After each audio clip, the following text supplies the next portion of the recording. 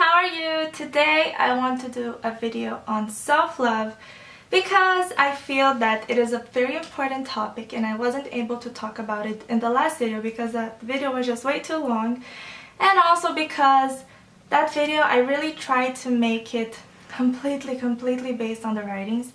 And this video I feel that I am going to share a bit more of my opinion and how I see it. So here we go. I feel that the concept of self-love is a beautiful concept, but I understand why it can be such a tricky subject to talk about when you hear Abdu'l-Baha say something like this. Self-love is a strange trait and the means to the destruction of many important souls in the world. If men be imbued with all good qualities but be selfish, all the other virtues will fade or pass away, and eventually he will grow worse. So when you hear Abdu'l-Baha saying that, you're like, oh my god, I should probably start hating myself. But I don't feel that that is what he is talking about. Again, let me just remind you, this is just my opinion. And why do I feel that? Because there is this other passage in the Seven Valleys where Baha'u'llah says something like this. If the travelers seek after the goal of the intended one, this station appertaineth to the self. But that self which is the self of God standing within him with laws. On this plane, the self is not rejected, but beloved. It is well-pleasing and not to be shunned. Although, at the beginning, this plane is the realm of conflict, yet it endeth in attainment to the throne of splendor. This is the plane of the self which is well-pleasing unto God. Refer to the verse, O thou soul which are well assured, return to thy Lord, well-pleased and pleasing unto him. Enter thou among my servants, and enter thou my paradise. So how can Baha'u'llah say something and Abdu'l-Baha say something else when clearly they believe on the same thing? And my idea of it is that when Abdu'l-Baha says that self-love is a strange trait, he's actually talking about ego love and ego glorification and exaltation of the ego. Of course, that is a terrible thing. Your ego is your lower nature. It is the part of you that doesn't care about others. It is a part of you that feels superior to God. It is the part of you that you believe to be right when you know it's actually completely wrong. It is the animal side of you, the dark side of you. Of course, loving that is a terrible thing and will lead to the destruction of many beautiful souls as it has led already.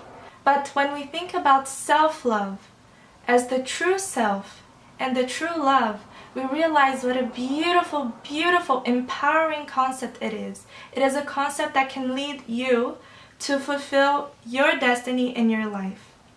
Can you imagine how devastating for the world and to God it will be if you neglect who you are, who you're meant to be, the treasures inside of you, the beauty inside of you that only you have because you didn't understand the concept of self-love with true self and true love. So, to understand that concept, I present to you what is the true self and what is true love in accordance to the writings. Real love is impossible unless one turn his face towards God and be attracted to his beauty. Love is light, no matter in what abode it dwelleth, and hate is darkness, no matter where it may make its nest. So now we understand love, kind of, but the true love. And love is turning your face towards God, and God is love as well. So, love is just this beautiful thing. How I see it in a way that I think is going to fully represent what I'm trying to say is that love is the source of all goodness and only goodness. No bad thing can come out of love, not the true love.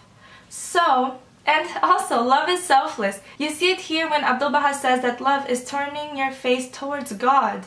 So it's not even possible that love could be selfish because there is no self in love. Love is just God, about God, towards God. Just God is the source of love, and all that there is to be about love is just God. So it doesn't even make sense to think of ego love because the word ego and the word love cannot be in the same phrase. They just don't go together because love is selfless and unconditional, and it doesn't care about yourself. Love is giving, it's not receiving. So how can ego and love be on the same phrase? They just don't go together, because ego is darkness just like hate is darkness. So you see, it's just, I feel that this whole issue with self-love is just because you're lost in translation. And this is really frustrating. That's why I'm trying to make this video, because I feel that, you know, it's such a beautiful thing that we're just kind of not fully understanding. I hope this is not to say that I fully understand it, but you know, at least I think I do. My ego. Anyways, so let's understand what is the true self. And I talked about this in the other video. The true self is your higher self. Your true self is the reflection of God in you. It's the image of God. Oh my God, this is so beautiful. So when you love yourself, when you truly, with true love, love yourself, your true self, you're loving the God within you. Imagine how sad and devastating it would be if you didn't love the God within you. It's wrong. It is wrong. You can't not love the God within you, right? And you can't not love all the treasures that He put inside of you. That would just be the opposite of gratitude. How can you be ungrateful when not loving towards God? So self-love is kind of like what you should be doing, so that you acknowledge all the beautiful pearls that God put inside of you, so that you can use it to serve Him. So beautiful. It's such a beautiful concept. So that you can use it to serve Him and serve others. And also, when you love yourself and you take care of yourself and you acknowledge yourself, it makes you overflow with love, a love that you can give to others. If you love yourself enough, you have love for yourself, you have love for others. And if you have love for yourself, you're doing a service for others. Because if you don't take care of yourself, somebody's going to have to take care of you. So you're actually causing trouble to somebody else. Don't do that. Take care of yourself so that nobody else has to take care of you. And so that you can be so good within yourself that you have enough to give, a lot to give. You can give in abundance because you're not lacking anything. Anyways, this video is not to tell you how to show self-love towards yourself. This video is just me trying to make you understand that self-love is a good thing. And to prove my point a little bit more, I kind of compiled a bunch of beautiful quotes where Bahá'í Abdul Baha say all these beautiful things about us, ourselves, our true selves, that it's kind of going to make it impossible for you not to love yourself because of all these beautiful things that you have inside of you. And Baha'u'llah and Abdul Baha are affirming it to you that you have them. So how can you not love yourself when God loves you and He created you because He loved you? He loved the idea of you. That's why He created you. You're not here by accident. God loves you. Why wouldn't you love yourself, right? How could you not love yourself when God made you in His image and His beauty and His essence are within you? Impossible. How can you not love yourself when the universe is folded inside of you? This is so beautiful. The universe is folded inside of you. How can you not love yourself when God is in your heart? How can you not listen to your heart when you know that God is there? How can you not love yourself when you have a soul, when your true self is your soul, and your soul is beautiful and pure and divine? How? It's just not possible. How can you not love yourself when the knowledge of yourself is equal to the knowledge of God? How? How can you not love yourself when the seeds of God's loving kindness and His bounty are moving within you? How can you not love yourself when God is standing within you, mighty, powerful, and subsisting? How can you not love yourself when God created you rich and noble and out of the essence of knowledge, and He molded you with the clay of love? This is just so beautiful.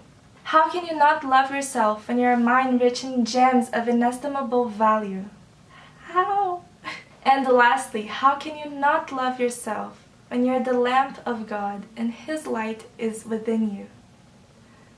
Guys, it's just impossible. Impossible. And you see, it's not something selfish. It's completely towards God. Loving yourself just means loving the God within you. And when we look at others, we should look at the God within them and love them. So why wouldn't you do that towards yourself? Even God loves himself. I think that Abdu'l-Baha said that there were 4 types of love. The third being the love of God towards God. God loves himself. And of course, God is in a different station than us, and we shouldn't compare ourselves to God and stuff. But if it was wrong, he wouldn't do it, right? At least that's how I see it. Please, please, please don't take my word. But how do you see it? How do you see it? Let me know in the comments. Awesome. Also, Abdu'l-Baha said that we should order our lives in accordance to the first principle of the divine teaching, which is love. How can we love everything and everyone but not love ourselves when we are also part of God's creation? And we have to love all of God's creation.